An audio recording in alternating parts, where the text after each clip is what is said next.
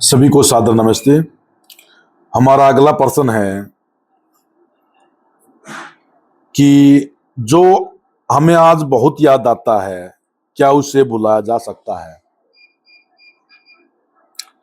जी, बिल्कुल भुला जा सकता है।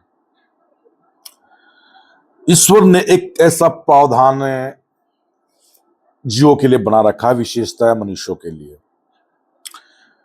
कि जब वो हर रात के बाद सवेरा होता है, जब भी वो जितनी याद आने का मतलब है कि हमारे मस्तिष्क में उसके ख्याल आना, उसके विचार लगातार आते रहना।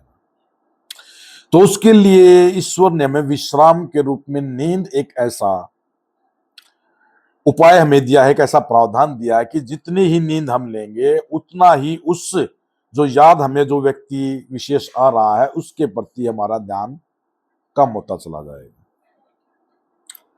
1 दिन की नींद, 2 दिन की, 4 दिन, 5 दिन, 10 दिन, 1 महीना, 2 महीना, और धीरे धीरे आप देखेंगे कि जो व्यक्ति आपको बहुत ही आपके सानिध्य में था, बहुत ही आपके निकट था,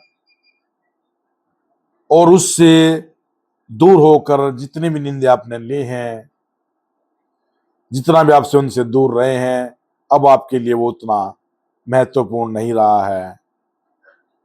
अब उतनी ज्यादा उसकी याद, उसके विचार मस्तिष्क में नहीं आते हैं। आपने देखा भी होगा, हमारे परिवार में कोई गुजर जाता है, एक्सपायर हो जाता है, तो उस समय हमें ऐसा लगता है कि हम जी नहीं पाएंगे।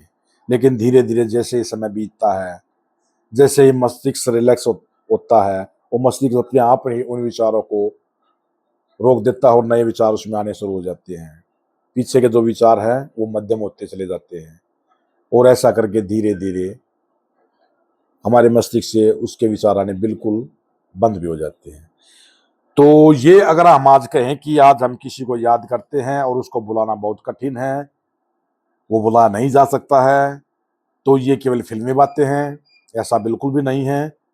समय के साथ सब भूला जाता है, सब होता है।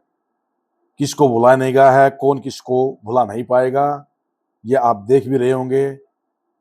जो ये कहते हैं वो केवल फिल्मी बातें हैं, उसका वास्तविक जीवन से कोई संबंध नहीं है। जय हिंद, जय भारत।